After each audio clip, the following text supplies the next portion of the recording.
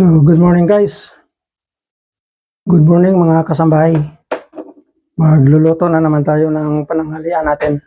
So, yung pananghalian natin ngayon is sinigang na baboy.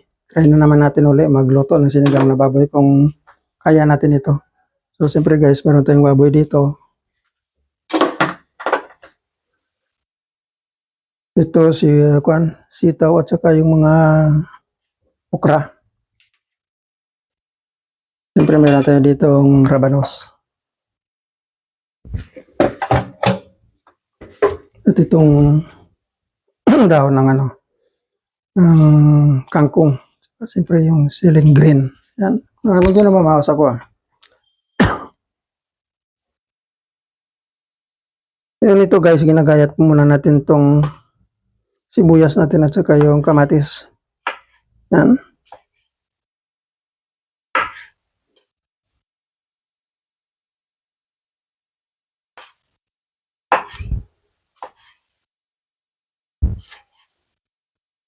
Yan.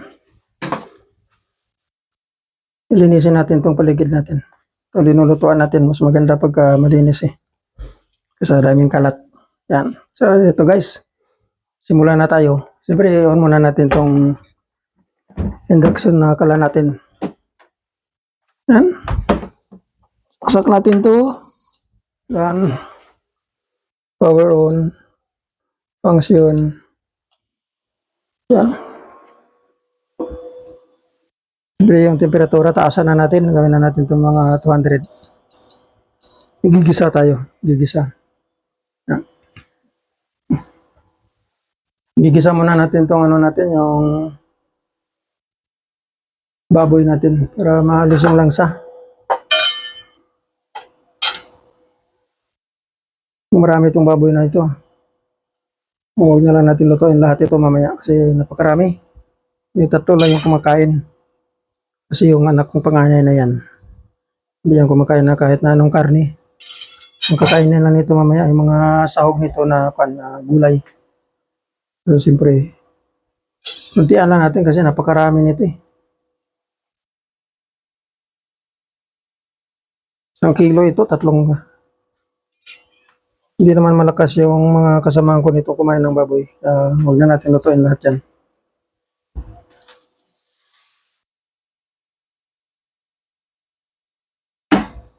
Gisa-gisa muna natin.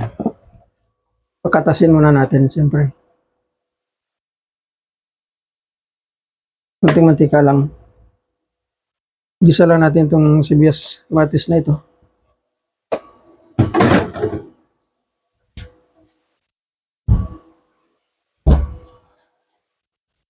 Yan. Ilagay na natin itong sibuyas.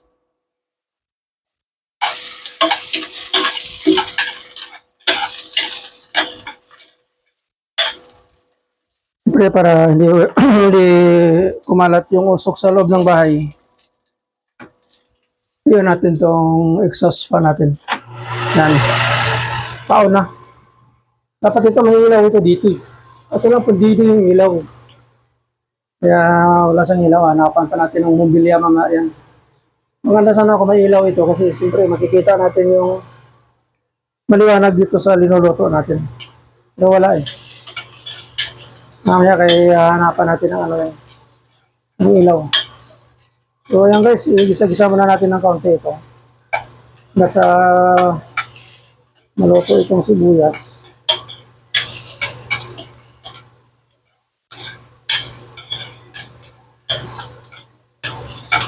So itong ginagawa ko nito, siyempre hindi ko talaga alam ko dati, hindi talaga ako nagluluto. Kaso na siyempre itong anak ko, lahat ng mga ginagawa. Simula nung binawian ng buhay yung asawa ko, napilan ko na itong pagluluto na ito.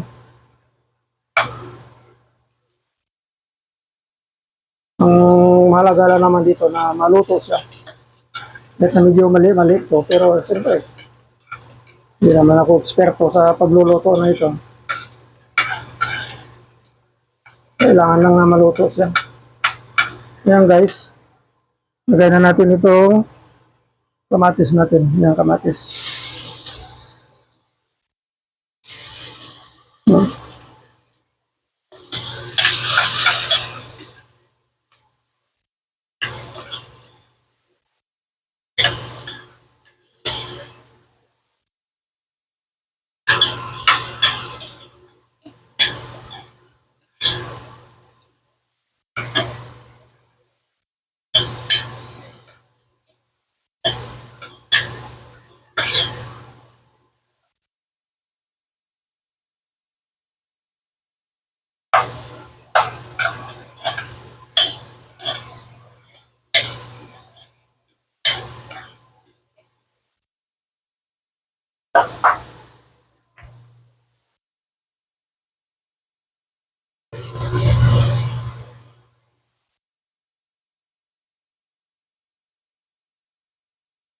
Kapag naluto na mamaya yung sibuyas at saka yung kamatis, lagay na natin itong baboy. Patasin muna natin.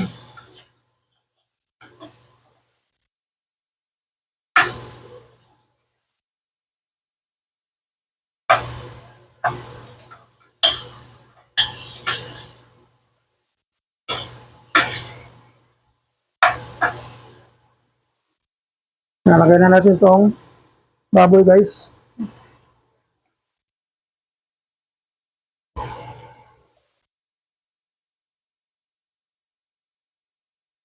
Huwag natin ubusin ito. Pakarami nito eh.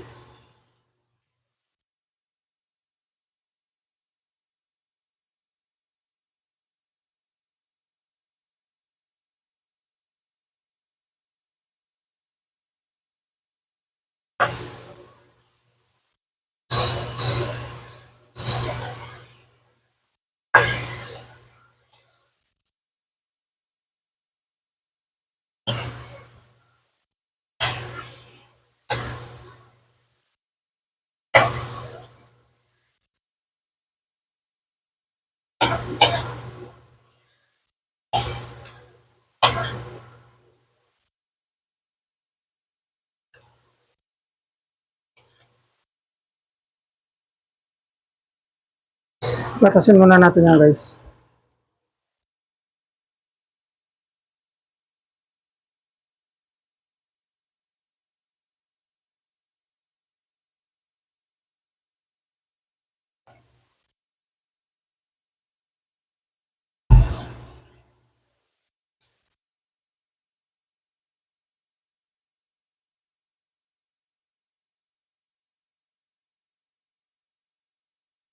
Takpan muna natin ito para pumatas hanggang sa pumatas.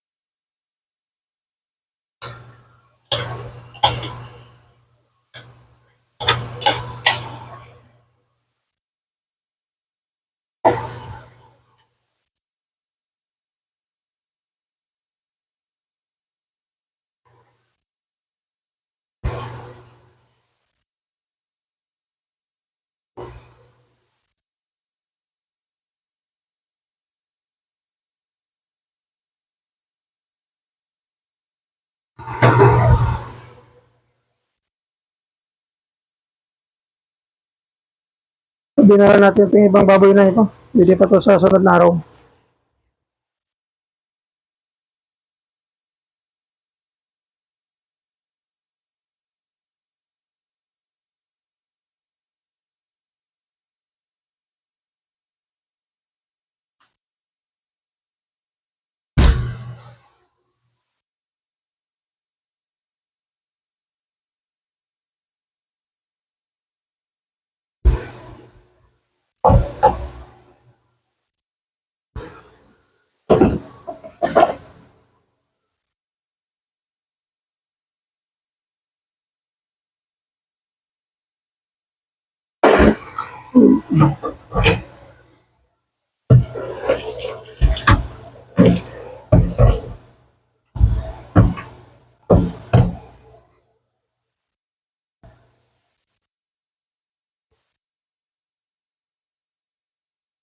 Hintayin muna natin guys na kumatas yan.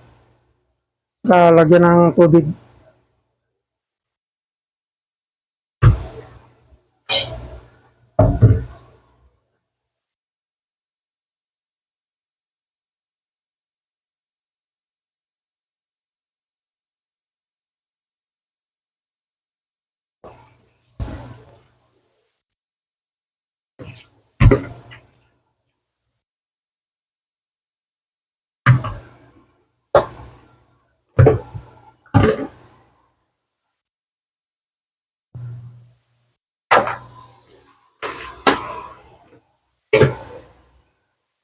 Yung mga tapos na natin na palanggana.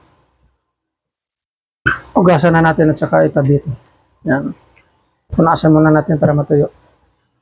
Itabi na natin ito ngayon. Para bukas, pag gagamit, malinis na naman siya uli. So, yan guys. Yan, medyo ano na siya, kumakatas na siya. Patinan mo guys, yung usok. Ihigop ng exhaust fan natin.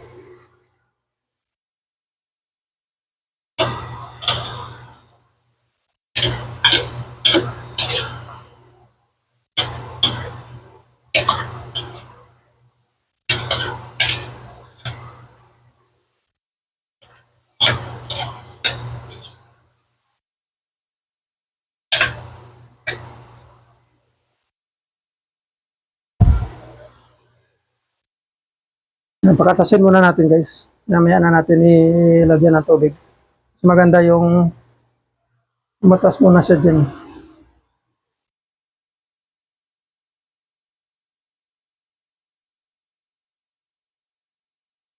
Itong sangkala na ito, hindi na rin naman kailangan to. Hugasan na natin to.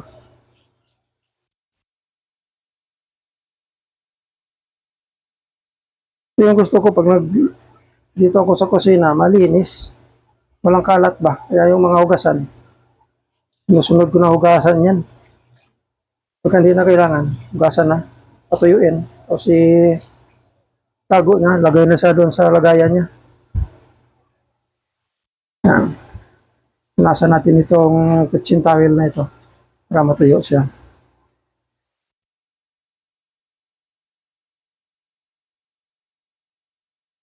Tapos, lagay na natin dito sa lagayan na.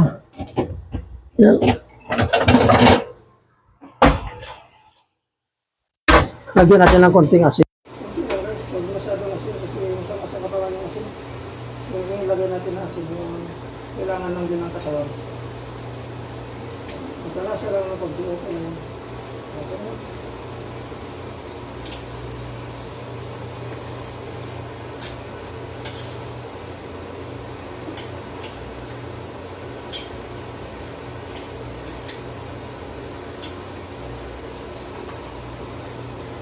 Yan guys, pakita ko sa inyo, kumukulo na siya, kumakatas na siya.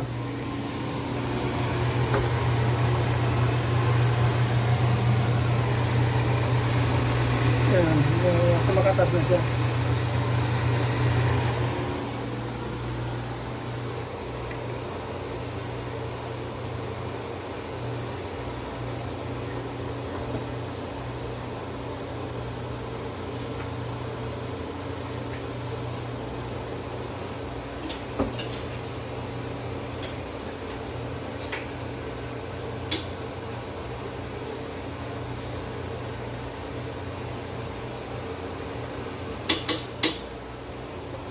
Pwede na guys, pwede na lagyan ito ng tubig. Siyempre dito tayo kukuha sa drinking water system natin. Itong reverse osmosis. Reverse osmosis drinking water system natin guys. Dito tayo kukuha. Isa pala dito.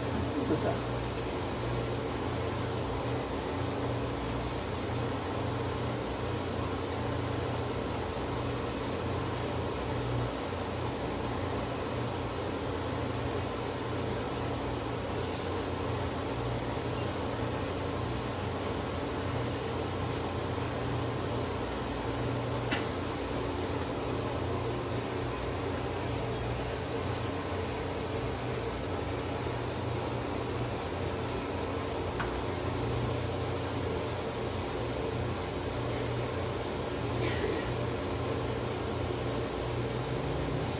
isang cup pa siguro. Lagyan na natin yung isang cup. So, lagyan pa natin yung isang cup. Lagyan pa natin yung konti.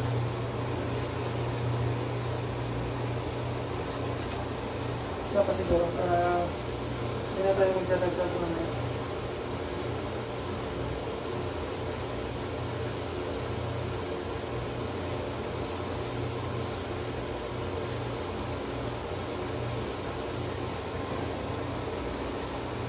Okay na yun. Yung itong reverse osmosis drinking water system namin na ito guys, yung ano pa ito, yung pandemic. Yung pandemic kasi ang hirap na lumabas. Kasi walang mabila na, no? Hindi ka makabili ng, o mahirap bumili ng mineral water kasi hindi ka makalabas. Kaya in-order ito sa online. Tapos na-symbol ko na lang dito sa bahay. So dapat ito sila ang nag-symbol nito. Pero siyempre hindi ko rin naman pwede tumanggap ng tao sa loob ng pamamahay mo ng panahon na yun.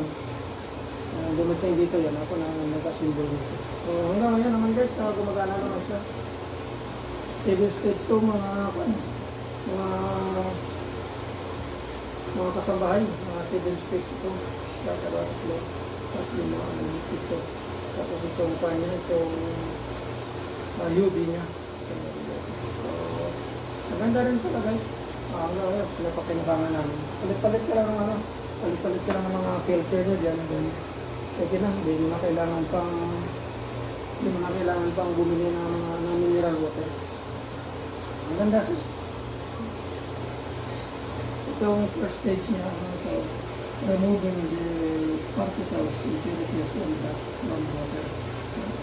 Ito naman, ito isang filter na ito, removing fluoride, odor, and particles from water. Ito yung isa na ito, removing fluoride. Di ba yung mga asa natin, guys, mga pamasan, amoy mo, malakas ng fluoride, treatment niya yun. Pero dito, paglabas dito sa, ito yung pinaka-outlet niya. Masarap na ito dito, wala na sa amoy. So ayan guys, kapag gusto nyo rin, reverse osmosis drinking water system. Tapos may tangkihan din sa taas. Pag napuno na yun, automatic rin naman ito. Pag napuno na yung tangke din sa taas, mamamatay siya. Tapos pag binuksan mo naman ito, humina yung pressure. Bumba yan dito may motor. Tatakbo na naman yung motor. Kaya yan guys, reverse osmosis drinking water system. Takpan muna natin ito guys. Kalimutan na takpan. Kuluin muna natin. Ayan guys, hintayin muna natin na umulo siya. Tapos dagdagan natin yung mga gulay natin.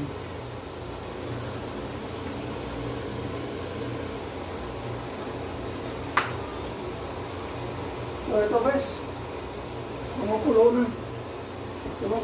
Malambot na ito. Baboy na ito siguro. Malambot na. Ilagay na natin itong mga gulay natin.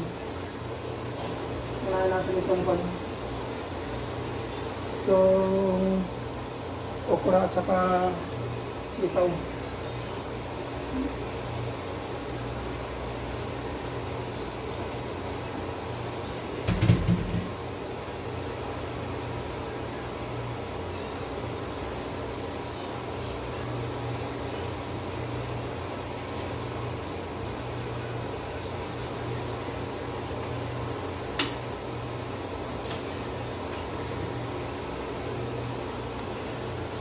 Sabay-sabay na siguro ito. Sabay-sabay na maluto ito. Ito, lagyan na rin ito. Itong rabanos.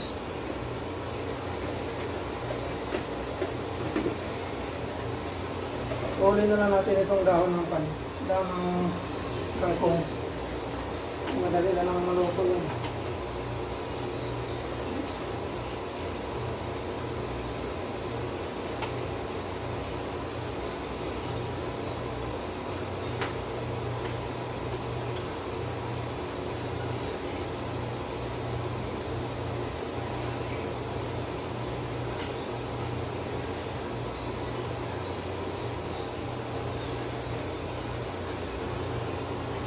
Haluan na natin guys bago ilagay yung kangkong. Mas maganda pagka nakuluan siya.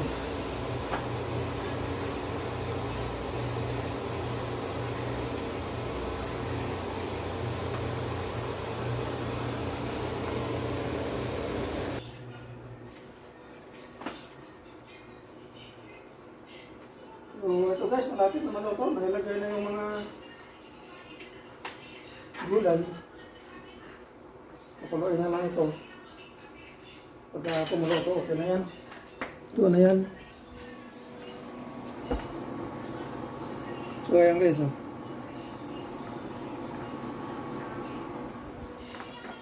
Very healthy. Puro gulay. Halos lahat gulay. Sa panahon ngayon, kailangan ingat tayo sa kinakain natin. Pagka yung asaran tayo dun sa mga karinderya, yung mga binibili dyan. Siyempre hindi. Kagaya ng sinasabi ko, hindi natin alam kung mga ano yung linalagay dyan para sumarap. Sobra sa sodium glutamate, yung tinatawag nila na bitchin. Pero maiwas tayo doon. Pero parang hindi maganda sa katawan yun.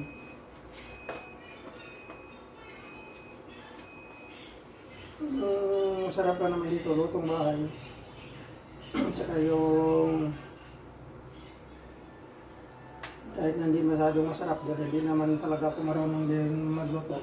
Importante maluto lang siya, may konting lasa. Para sigurado natin siya na yung dinagalagay natin na mga pangkasarap dyan, kailangan ng katawan.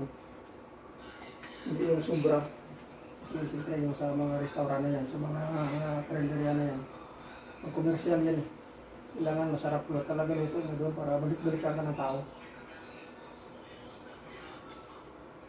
Pag hindi masarap ang luto mo doon, wala kang ano, wala nang babalik. Isang kainan lang, hindi na babalik yun. Hindi masarap. E pagka dito sa bahay, otong bahay, pag hindi sila kumain, kakainin talaga nila yun kasi wala na silang no choice. So, hindi. Ang maganda dito guys na lutong bahay.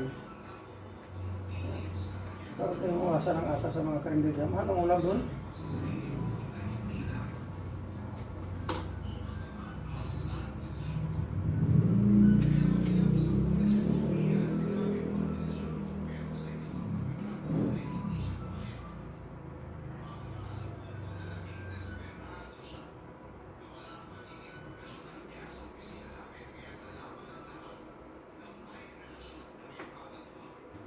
Tikman natin ngayon ito.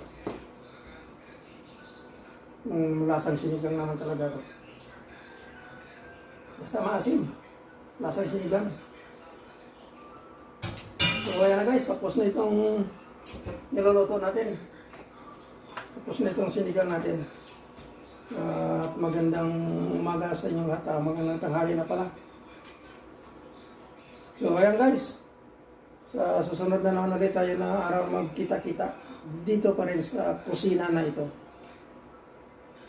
So kung bago ka pa lang sa channel ko na ito guys, baka pwede makahingi ng konting pabor sa iyo. Pwede mo paki-like and subscribe. Kung pwede paki-share mo na rin. So ayan guys, maraming salamat. Hanggang sa muling na pagkikita natin sa kusina na ito. Maraming salamat. Ayun nga pala guys, nakalimutan ko. Huwag mong kalimutan i-pinutin yung subscribe na yan and select all para kung may bago tayong mga upload videos, ma-notify ka ni YouTube. Maraming salamat guys. Bye-bye.